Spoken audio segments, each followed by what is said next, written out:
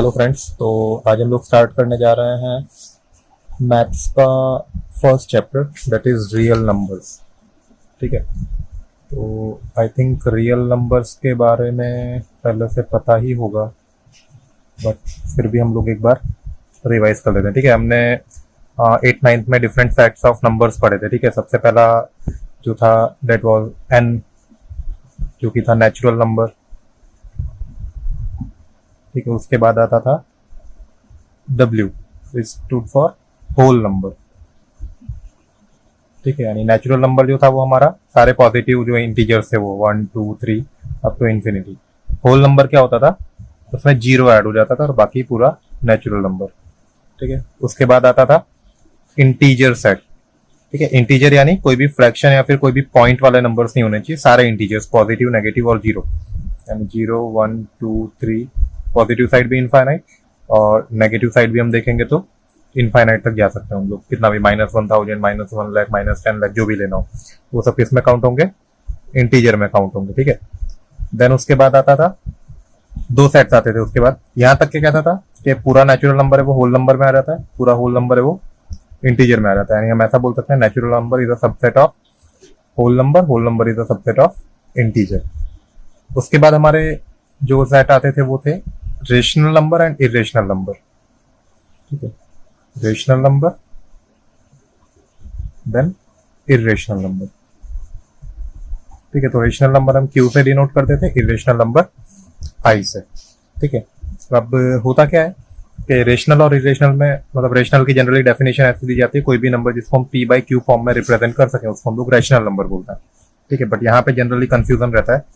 होता क्या है, मैं सपोज आपको एक एग्जांपल देता हूँ कि 4 है। ठीक है, तो 4 को हम पी बाई क्यू में रिप्रेजेंट कर सकते हैं, 4/1, तो इरेशनल नंबर हुआ।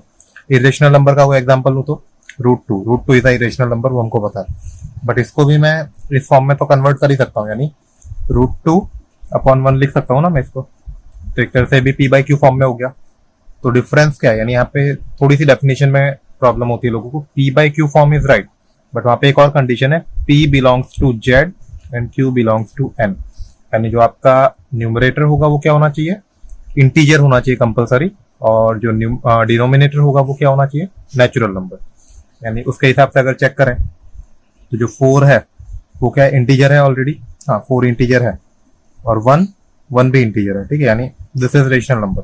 बट यहाँ पे अगर हम चेक करेंगे तो √2 है, वो √2 कहीं भी इंटीजर सेट में नहीं आता है हमारे। ठीक है, तो √2 इज नॉट अ इंटीजर। ठीक है, इसका मतलब ये जो P by Q form represent किया वो रॉन्ग है, यानी that is why this is the irrational number. ठीक है, तो ये क्लियर होना चाहिए कि रेशनल नंबर और इरेशनल में डिफरेंस क्या है, कि पी बाई क्यू जहाँ पे पी जेड को बिलोंग करना चाहिए और क्यू एन को। ठीक है, उसके बाद जब दोनों सेट कंबाइन होते हैं यानी क्यू प्लस आई, तो हमको मिलता है रियल नंबर आर। ठीक है, अब रियल नंबर यानी पूरे वर्ल्ड में, पूरे यूनिवर्स में जितने भी नंबर्स रियल में एग्जिस्ट करते हैं वो सब क्या बोलेंगे हम लोग, रियल नंबर। कोई भी इमेजिनरी नंबर नहीं होगा, सारे सारे नंबर्स हम लोग रियल वर्ल्ड में कहीं भी इमेजिन कर सकते हैं, कहीं ना कहीं एग्जिस्ट करते होंगे, इसीलिए उसको क्या बोलते हैं, रियल नंबर। ठीक है, तुम लोग अगर 11th 12th में साइंस मैथमेटिक्स लेते हो, ठीक है, तो वहां पे तुमको जानने को मिलेगा there is one more set that is called super set, जिसको बोलते हैं, ठीक है, कॉम्प्लेक्स नंबर। ठीक है, कॉम्प्लेक्स नंबर जो आएगा वहां पे इमेजिनरी नंबर्स भी आएंगे, यानी वहां पे क्या होगा, real number plus imaginary number. ठीक है, अब इमेजिनरी नंबर क्या होता है, √(-2) एक फॉर एग्जाम्पल है। ठीक है, ज्यादा डीप में नहीं जा रहे हम लोग। ठीक है, इसको एक इरेशनल नंबर, इमेजिनरी नंबर बोलते हैं। ठीक है, तो वो जो सेट होता है complex number, that is super set. उसके अंदर तुम्हारे इमेजिनरी नंबर और रियल नंबर सब कुछ आएगा, कोई भी नंबर तुम लिखोगे वो सब किसी ना किसी तरीके से कॉम्प्लेक्स नंबर में आता होगा। ठीक है, तो दिस इज रियल नंबर। ठीक है, अब रियल नंबर की हमको कुछ प्रॉपर्टीज पढ़नी है यहाँ पे। ठीक है, अगर हम लोग तुम्हारे चैप्टर के हिसाब से देखें तो हमको दो चीजें पढ़नी है। एक तो पढ़ना है यूक्लिड्स लेमा एंड एल्गोरिदम। ठीक है, एंड सेकंड चीज होगी वो होगा तुम्हारा fundamental theorem of arithmetic.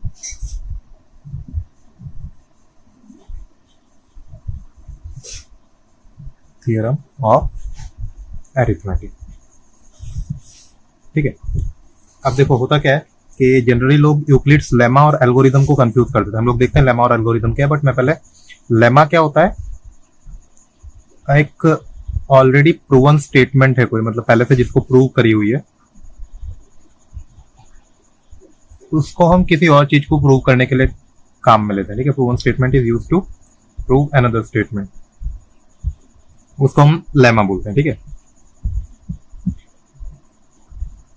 And second one algorithm.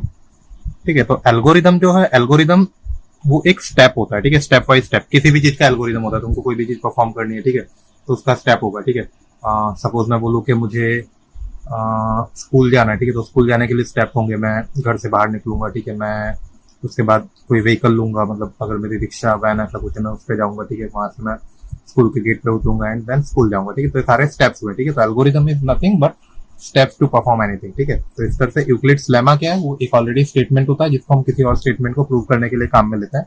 And algorithm क्या है, उसमें जो स्टेप्स इन्वॉल्व होते हैं उसको हम लोग एल्गोरिदम बोलते हैं। ठीक है, तो अब जब हम लोग यूक्लिड्स लेमा, ठीक है, मतलब पर्टिकुलरली यूक्लिड्स लेमा जो है वो डिवीजन के लिए, इसलिए हम लोग उसको यूक्लिड्स डिवीजन लेमा भी बोलते हैं। ठीक है, तो यूक्लिड्स डिवीजन लेमा जब हम लोग पढ़ते हैं तो कई सारे अलग अलग तरह के एग्जांपल्स दिए जाते हैं। तुम्हारी बुक में एक पर्टिकुलरली एक फॉग पजल दिया हुआ है, यानी एक जो ट्रेडिशनल पजल होता है उस तरह का एक दिया हुआ है। वहाँ पे ऐसा बताया कि एक ट्रेडर होता है जो रोड साइड पे कुछ एग सेल कर रहा होता है एंड अचानक उसका कोई एक आइडलर, यानी कोई एक टाइम पास करता हुआ एक आदमी होता है, वो वहां से जाता है, उसके साथ उसकी थोड़ी नोकझोंक होती है, मतलब बाजना हो जाता है एंड उसमें क्या होता है, उसके एग्स गिर जाते हैं। ठीक है, बकेट जो होती है, बास्केट जो होता है ट्रेडर का, वो गिर जाता है, उसमें सारे एग्स जो होते हैं टूट जाते हैं। ठीक है, बाद में केस जाता है पंचायत में, मतलब पहले क्या होता था, पंचायत होती थी, कोर्ट वगैरह नहीं होते थे, तो पंचायत में केस जाता है एंड वहां पे जो ट्रेडर होता है वो पंचायत से बोलता है कि आप मुझे मेरे जो एग्स थे उनका कंपनसेशन दिलवाइए, यानी जो भी नुकसान हुआ उसके पैसे दिलवाइए। अब पंचायत जो ट्रेडर से पूछते कि भाई तुम्हारे कितने एग्स टूटे या फिर तुम्हारे पास कितने एग्स थे टोटल, तो वो सीधा रिस्पॉन्स ना देते हुए रिस्पॉन्स वो कुछ पजल में देता है। ठीक है, जो ट्रेडर होता है वो रिप्लाई करता है, वो ऐसा बोलता है कि अगर हम पेयर्स में काउंट करें, यानी इफ काउंटेड इन पेयर्स, तो हमारे पास 1 एग बचेगा। ठीक है, फिर बोलता है इफ काउंटेड इन थ्रीज, तो हमारे पास 2 एग बचेंगे। फिर बोलता है इफ काउंटेड इन फोर्स, हमारे पास 3 एग्स बचेंगे। इफ काउंटेड इन 5, तो हमारे पास 4 एग्स बचेंगे।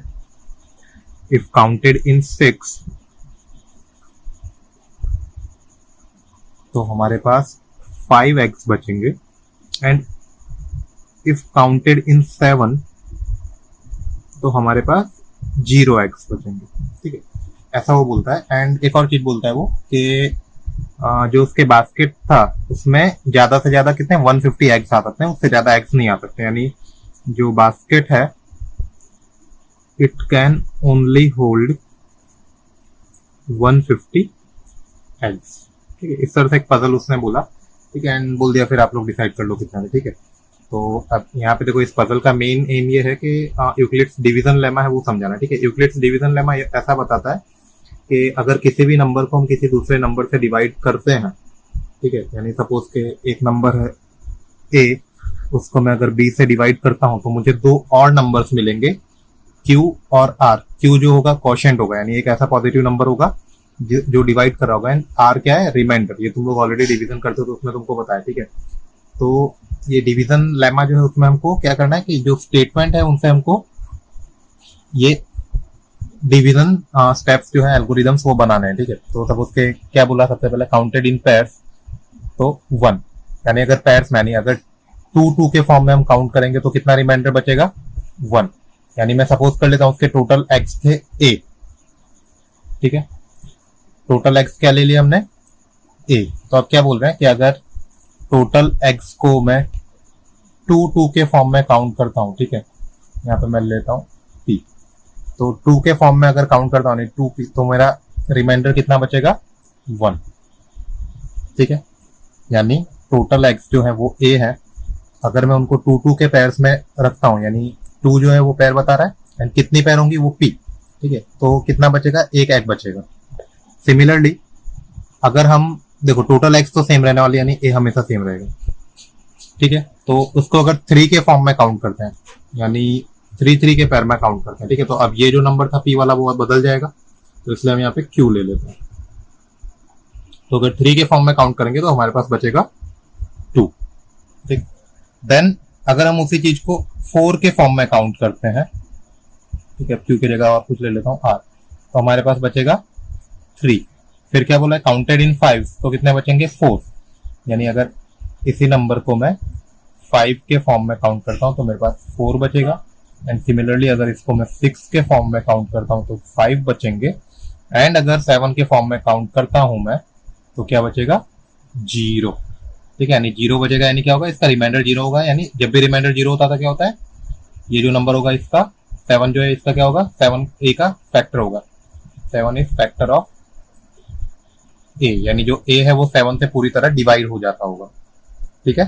तो this is your division lemma, ठीक है। हमेशा जब भी हम लेमा लिखते हैं, ठीक है, लेमा यानी जब भी इसको रिप्रेजेंट करते हैं तो क्या होता है, 4 चीजें होती हैं, 1, 2, 3 एंड 4, 2 नंबर्स जिनको जब तुम डिवाइड करोगे तो तुमको 2 और नंबर्स मिलेंगे, ठीक है। तो ये तो पजल हमने कन्वर्ट कर दिया मैथमेटिकल फॉर्म में, ठीक है। अब हम देखते हैं कि इसको सॉल्व कैसे करेंगे, ठीक है। इसको सॉल्व करने का कोई एल्गोरिथम नहीं है, ठीक है, इसको हम लोग ट्रायल एंड एरर से सॉल्व कर सकते हैं, ठीक है। तो देखो सबसे पहले उसने क्या बोला था कि टोटल एक्स कितने हैं, 150 से ज्यादा नहीं हो सकते हैं, ठीक है, यानी 150 नहीं है, but total can not be more than 150। और सेकंड हमने क्या देखा है, 7 इज अ फैक्टर, ठीक है। बाकी कंडीशन हम बाद में चेक करते हैं। तो देखो पहले तो 7 फैक्टर है, तो इसका मतलब क्या होगा कि तुमको 150 के अंदर ऐसा कोई नंबर देखना है जो 7 का फैक्टर हो। तो 150 से छोटा नंबर ऐसा कौन सा जो 7 का फैक्टर होगा, चेक करो। 150 का नियरेस्ट नंबर जो कि 7 का फैक्टर हो तो वो होगा 147, ठीक है, जो 21 इंटू 7 करोगे तो तुम्हारा आएगा 147, ठीक है। तो 147 हमको पहला नंबर मिल गया, पहली कंडीशन सेटिस्फाई हो गई कि 150 से छोटा है, ठीक है। अब हमको क्या करना है, दूसरी कंडीशन चेक करनी है। दूसरी कंडीशन क्या थी कि जब वो 2 से डिवाइड होगा तो आंसर क्या बचेगा, 1, ठीक है। तो हमारी बाकी जो कंडीशंस थी वो क्या थी कि अगर हम 2 से डिवाइड करते हैं तो हमारा बचेगा रिमाइंडर 1, अगर हम 3 से डिवाइड करते हैं तो रिमाइंडर बचेगा 2। इसको देखो आपको इस तरह से रीड करना है कि when a is divided by 2 तो रिमाइंडर बचता है 1, when a is divided by 3 answer बचता है 2, when a is divided by 4 answer बचता है 3, when a is divided by 5 answer बचता है 4, when a is divided by 6 answer बचता है 5, and when a is divided by 7 answer बचता है 0। तो देखो हमारी ये कंडीशन सेटिस्फाई हो गई, ये कंडीशन सेटिस्फाई हो गई। अब हमको बाकी कंडीशन चेक करनी है, तो बाकी कंडीशन देखते हैं इससे, ठीक है। तो 147 को 2 से डिवाइड करो तो रिमाइंडर क्या बचेगा, 1 बचेगा। 2 को अगर 147 को 2 से डिवाइड करोगे तो 2 7s are 14, एंड जब 7 हम लोग लेंगे तो 2 3s are 6, तो रिमाइंडर 1 बचेगा, यानी ये भी सेटिस्फाइड है। नेक्स्ट कंडीशन चेक करो, 3 से डिवाइड करके देखो, ठीक है। 147 को आप जब 3 से डिवाइड करोगे, ठीक है, आई थिंक आता ही होगा बट फिर भी मैं कुछ स्टेप्स कर देता हूँ। 3 4s are 12 and 3 9s are 27, तो ये तो कंप्लीटली डिवाइड हो जाता है, यानी this is not satisfied, remainder बचना चाहिए 2, ठीक है, यानी 147 नहीं चलेगा, ठीक है। तो 147 के ऊपर जाएंगे अगर तो नहीं चलेगा, बिकॉज 150 जो है वो लिमिट है, 150 से ऊपर नहीं है, तो हमको क्या करना पड़ेगा, 147 से नीचे आना पड़ेगा। तो 147 के नीचे आओ ऐसे कि 7 का फैक्टर होना चाहिए, यानी 7 की टेबल में देखेंगे तो नेक्स्ट नंबर आएगा 140, ठीक है। अगेन 140 को अगर हम चेक करेंगे तो 140 डायरेक्टली 2 से डिवाइड हो जाएगा, तो ये भी कंडीशन सेटिस्फाई नहीं होगी, ठीक है। तो 140 भी नहीं चलेगा। उससे नीचे आओ, 7 का फैक्टर कौन सा होगा, 133, तो इसको चेक करते हैं। अब देखो इसको 2 से डिवाइड करोगे तो ऑलरेडी ये ऑड नंबर है, तो यानी रिमाइंडर 1 तो बच ही जाएगा, यानी फर्स्ट कंडीशन तो सेटिस्फाई हो जाएगी। सेकंड कंडीशन चेक करो, 3 से डिवाइड करके देखो तो 3 4s are 12 and 3 4s are 12, यानी रिमाइंडर कितना बचा, 1, बट कितना बचना चाहिए, 2, यानी ये नंबर भी नहीं चलेगा। तो 133 के बाद दूसरा नंबर कौन सा आता है, 126, बट 126 अगेन क्या है, इवन नंबर है, तो 2 से डिवाइड हो जाएगा, तो ये भी नहीं चलेगा, ठीक है। तो उसके बाद नेक्स्ट नंबर कौन सा आता है, 119, तो इसको चेक करते हैं। देखो सबसे पहले ऑड नंबर है तो पहली कंडीशन सेटिस्फाइड है, लास्ट कंडीशन सेटिस्फाइड है, ठीक है। 3 से डिवाइड करके देखते हैं। 3 3 आर 9 एंड 3 3 आर 3 9 आर 27, तो रिमाइंडर 2, यानी condition satisfied. Third condition check करते हैं। 119 को 4 से डिवाइड करके देखते हैं, तो 4 2 आर 8, 4 9 आर 36, रिमाइंडर बचा 3, ये भी सेटिस्फाइड। उसके बाद नेक्स्ट कंडीशन 119 को 5 से डिवाइड करके देखते हैं, तो 5 2 आर 10 एंड 5 3 आर 15, यानी रिमाइंडर बचा 4, तो ये कंडीशन भी सेटिस्फाइड है। लास्ट कंडीशन देख लेते हैं, ठीक है। 119 को 6 से डिवाइड करो, तो 6 1s are 6 and 6 9s are 54, तो रिमाइंडर बचा 5, यानी दिस इज ऑल्सो सेटिस्फाइड, यानी हमको नंबर मिल गया। हमारा क्या आएगा 199। ट्रेडर के पास कितने नंबर थे? एग के 190, ठीक है। तो ये हमारा हो गया पजल सॉल्व, ठीक है। बट पजल से हमको मतलब नहीं था, हमको मतलब ये था कि कोई भी स्टेटमेंट है उसको, मतलब कोई भी नंबर है उसको तुम लोग यूक्लिड्स लेमा के थ्रू इस फॉर्म में कन्वर्ट कर सकते हो, ठीक है। यहाँ पे क्या होगा कि कोई भी नंबर है उसको दो नंबर का मल्टीप्लीकेशन प्लस और प्लस उसका रिमाइंडर, इस तरह से हम लोग रिप्रेजेंट कर सकते हैं। इसको क्या बोलते हैं? यूक्लिड्स लेमा, स्टैंडर्ड फॉर्म है, ठीक है।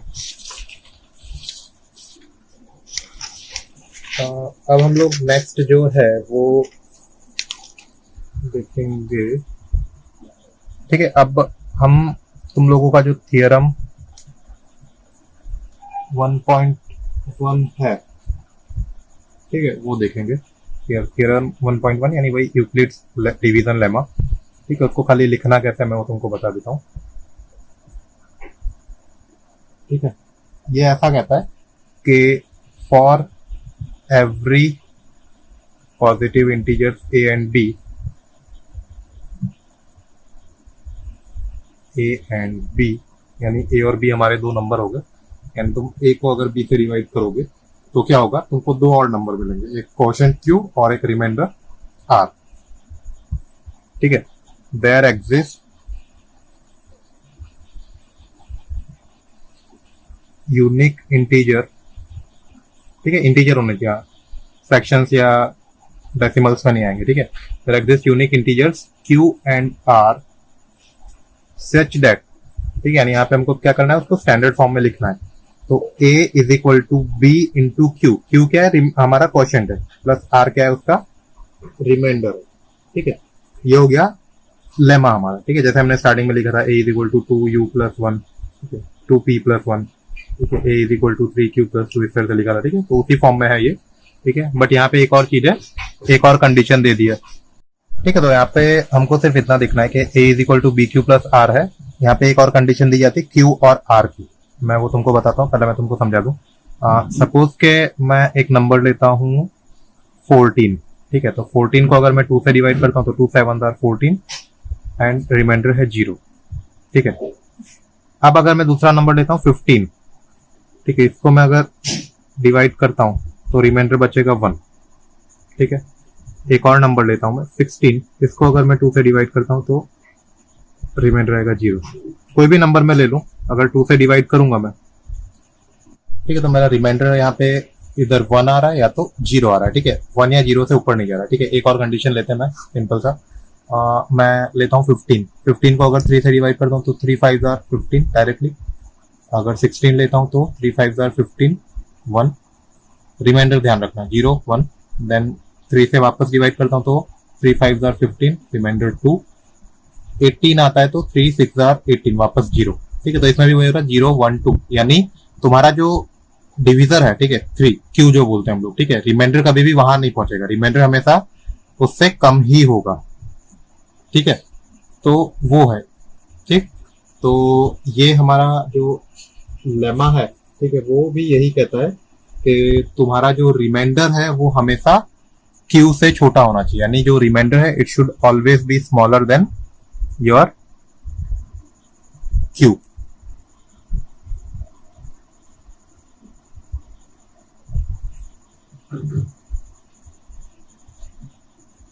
सॉरी, क्यू नहीं, बी, ठीक है। यानी हम लोग इससे डिवाइड कर रहे हैं, हम लोग डिवाइड कर रहे हैं, ठीक है, बी से, ठीक है। तो तुम्हारा जो रिमाइंडर है हमेशा वो क्वोशंट से छोटा होगा, प्लस जो ये है या नॉन नेगेटिव नंबर होगा, ठीक है। यानी क्या होगा? या तो 0 हो सकता है या तो पॉजिटिव हो सकता है, ठीक है। तो ये दो कंडीशन है, ये तुम्हारा सेटिस्फाई करती है यूक्लिड्स डिवीजन लेमा।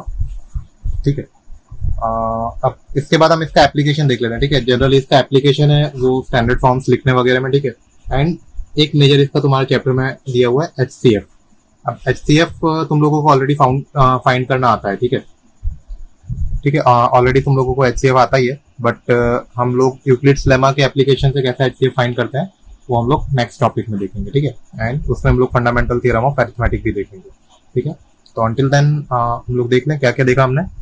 एक तो यूक्लिड्स लेमा देखा हमने। ठीक है, लेमा और एल्गोरिदम में डिफरेंस क्या होता है वो देखा हमने। ठीक है, एंड हमने उसकी कंडीशन देखी कि हम लोग किसी भी नंबर को a is equal to b q plus r के फॉर्म में कन्वर्ट कर सकते हैं, जहाँ पे r क्या होता है, रिमाइंडर होता है, एंड b तुम्हारा जिस नंबर को डिवाइड करे वो होता है। ठीक है, एंड हमेशा हमने देखा 0 इज लेस देन और equal to b, sorry r is less than equal to b। ठीक है, यानी जो तुम्हारा जिससे डिवाइड कर रहे हो वो हमेशा क्या होगा, रिमाइंडर से बड़ा होगा। ठीक है, जैसे 3 के हमने डिवाइड किया तो रिमाइंडर हमेशा 0 1 2 आएगा, कभी भी 3 नहीं आएगा। ठीक है, तो इतनी चीजें हमने देखी। नेक्स्ट टॉपिक में हम देखेंगे कि यूक्लिड्स लेमा से HCF कैसे सॉल्व करते हैं। एक बार आप लोग फिर भी HCF नॉर्मली हम लोग जो जैसे 4th 5th में सॉल्व करते थे वो देख लेना। ठीक है, HCF पता ही होगा किस लिए स्टैंड करता है, हाईएस्ट कॉमन फैक्टर। ठीक है, तो नेक्स्ट टॉपिक में हम एक और मेथड देखेंगे HCF फाइंड करने के। Okay, until then thank you.